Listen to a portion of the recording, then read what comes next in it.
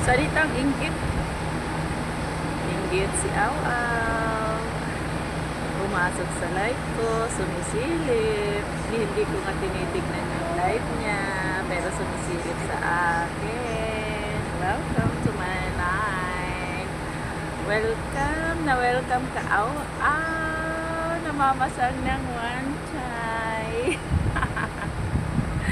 Yung mamasang ng wanchay, oh, galit na galit. High blood na high blood. Oh, wanchay. Mamasang ng wanchay. Huwag ka kasing magsalita ng tungkol sa sarili mo para hindi balik sa'yo.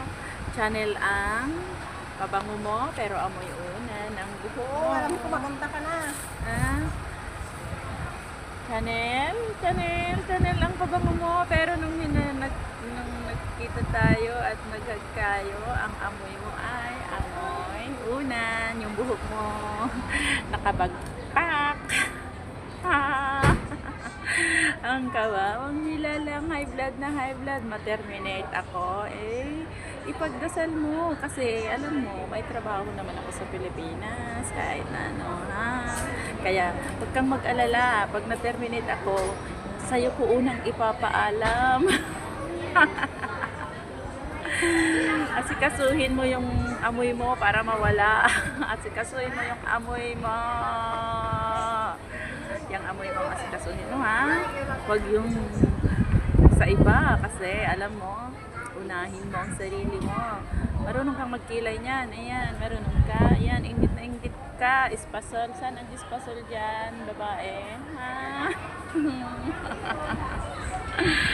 Diba, aleng katulong kami. At least, maayos ang mukha namin. Di kagaya mo, residente ka nga, pero itsura mo, mukhang mas katulong pa. Di wow. Inggit ang Aw-Aw. Inggit ka. Ngayon, inumpisahan mo ako, babalik-balikan kita. Mag-vlog ka din. Mag-vlog ka.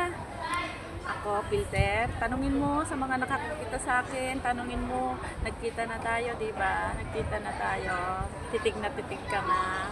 Kasi, feeling ko, ang pakiramdam ko, nainggit ka, hindi mo lang masabi. Ngayon, sinasabi mo na dito na naiinggit ka kasi hindi mo kayang gawin yung mga ginagawa namin ni FMT, diba? Kaya,